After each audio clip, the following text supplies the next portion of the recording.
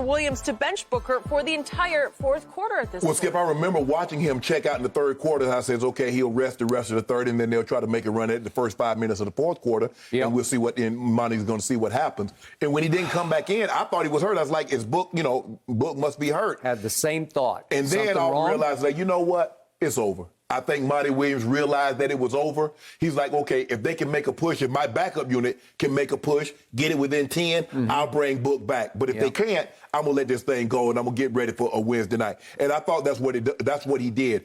He waved the white flag. It's over. You got this one. You guys played well. We're going to move on. We're going to get ready for Wednesday. Book just didn't have it last night, Skip. A lot of that he missed some shots that he had made in every playoff series throughout. So it wasn't like all of a sudden, Middleton did a great job. They got into him early. They bodied him up a lot. But those are the shots that he was making. And for whatever reason, he just didn't have it last night. And they can't win a game with him not having it. So for me, I'm not going to read too much into it. I think the biggest thing, DeAndre Ayton's going to have to stay on the court, and Book is going to have to play better. It's as simple as that. And I believe they will come Wednesday. But I think Milwaukee is sensing, like, you know what, guys? We've out-rebounded them. We've got scored more points in the paint. We've done a lot of good things. We should be up 2-1 while you're bull jiving. So they're going to have their hands full come Wednesday because that crowd in the building, that crowd outside of the building, it's been electric. They've been great. And in the playoffs, there haven't been very many teams that's been better than Milwaukee at home. So I've told you many times on the show, I am a big Monty Williams fan. Very happy for him. He got to the finals. He and Chris Paul, they deserve a ring. This is their spotlight. This is their opportunity. I just thought Monty made a bad choice last night. It was the first time I saw him on a big stage try to assert himself as the head coach. Watch what I do. Right. And obviously he knows Devin Booker way better than I know Devin Booker. So they have a fairly lengthy relationship. But I thought it was a little bit of a grandstand play for a head coach who decided, I want to take him out of harm's way. And instead, he put him in harm's way because now Devin Booker is in the harshest, brightest, hottest spotlight for the next, because we got 3 days before they go again in Milwaukee. The story will be Devin Booker benched in the fourth quarter by his coach. Right. Ostensibly to protect him and to rest him. Right. Here's how I feel about that. Shooters shoot. Shooters need to see balls go through baskets. And if you had just let it flow, let it play its way out, if you'd started him in the fourth quarter and just see where it goes, maybe he'd make a couple of shots that would make him feel a little better about Game 4. Right. What if you always told me about what happened in the 2015 finals when LeBron lost Game 4 when he was up 2-1 in his house? Against a Golden State that obviously didn't yet have Kevin Durant. What did you tell me about Game 3? That Golden State found something down the stretch. Even in a loss. Even in a loss, they found Iguodala was having a little success guarding LeBron and having a little success scoring the basketball. Correct. Right? Yep. So Steve Kerr in Game 4 had enough confidence in what his eyes had shown him down the stretch of Game 3, even a loss, that he said, I'm going to start Iguodala. Who simply became the MVP of those finals and turned the whole series around with the job he did on offense and defensively on LeBron in Game 4 in Cleveland. Okay, same idea. If you just let it play out in the fourth quarter, maybe Devin makes a couple of shots. Knowing him, maybe he gets hot. And I'm not saying they could have won the game. They're down 22. It's just too much, especially at Milwaukee. Maybe in Phoenix you can make more of a run. But the point was, you didn't give him the chance. And by trying to take him out of the spotlight, you actually intensified the spotlight on him because in a blowout, what was ABC left to do but keep flashing up pictures of Devin Booker sitting by himself at the end of the bench? Is he hurt? Didn't appear to be. They didn't say anything about being hurt after the game. And so now all you're going to hear over the next 72 hours is book, book, book.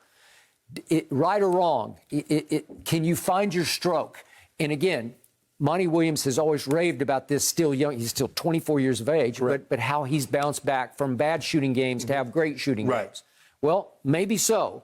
but he's never been in an NBA Finals with this kind of stage. Yeah, and the thing is, Skip, you remember Kobe Bryant's first playoff, he was airballing shots left and right. But guess what? He kept firing them. I think Dale Harris might have been the coach then. He was. And he's like, hey, shoot it. Just shoot it. Hey, and everybody was passing it to him. I don't know if they wanted to like, okay, you think you so cocky, you so good, keep shooting. We're going to show you you're not what you think you are. Kobe's like, I don't care what y'all say. Pass it to me again, I'm going to shoot it again. They lost to Utah. But he grew from that. He says it does not how many times you fail, it's how many times you get up. And so we knew Kobe failed earlier, but it gave him the confidence that he could overcome anything. But that was Kobe at like 19? 18, like 18. 18 maybe? Was he still 18? Yeah. Well, this is Devin Booker at 24 as a team favored to win the finals. That was an early, I guess it was a first round. Against Utah. I just think the thing was that Monty said, look, Skip, he was checking the temperature of the room. It wasn't like they were making threes. Now, Skip, you down 22 and your team was making threes, well, you got a chance. But they couldn't make, Book didn't have the three ball going. Nobody, with the exception of Jay Crowder, could make a three last night. Well, speaking of Jay Crowder, he makes 6 of 7 threes. Yeah, he was 6 of 7. And the team shot 29%. Do the math on that. They were 3. They raised 3 the rest of the way. I mean, it was him or bust, right, from 3, and it was mostly bust. So even Cam Johnson had a nice flurry in the third quarter. He was 1 of 5 from 3. Okay, and your little man Cam Payne, he couldn't get it going. And 0 of 2 from 3. Yeah, I mean, think about it. He played 24 minutes, and he played more minutes than Ayton. But Ayton's got to stay out of foul trouble. Book's going to play better, but I don't know now, because the thing is, the one thing that you want, if you lose a close ball game, but they got blown out, Milwaukee's feeling really, really good right about now. You got that right. I agree. So to me, the key to Wednesday night is Devin Booker. Yeah. If Phoenix is going to go up 3-1, he has to come out firing and hitting shots, because they do go as he goes. I know Chris had the hot game 6, as you said, close out Chris. Right. And he stayed hot-handed into game 1. And he had a little bit of a hot hand to start last night. Yeah, he did. Until he noticed that Scott Foster was calling fouls that you're like, what? And the point is, Devin Booker has to carry them, or they're going to go home 2-2, and the momentum's going to swing wildly to Milwaukee. Skip, I don't care what they build. They can build a wall, they can build a fence, but they need to do something to keep Giannis from getting to the basket so easy. That's what they need to do. Now, you can call it whatever you want to, but clearly you see Giannis is averaging 34 and 15. So whatever you're doing, and he's shooting 60%, 60+% from the floor. So whatever you're doing is not working. Giannis can beat you. A team that's this with a superstar, and that's what Giannis is. He is. And 2 really good role players, Holiday and Middleton, they can beat you, Phoenix. Now you playing around and think, well, we got game 7. But a game 7 and another team has a superstar, oh, they can go in your building and beat you.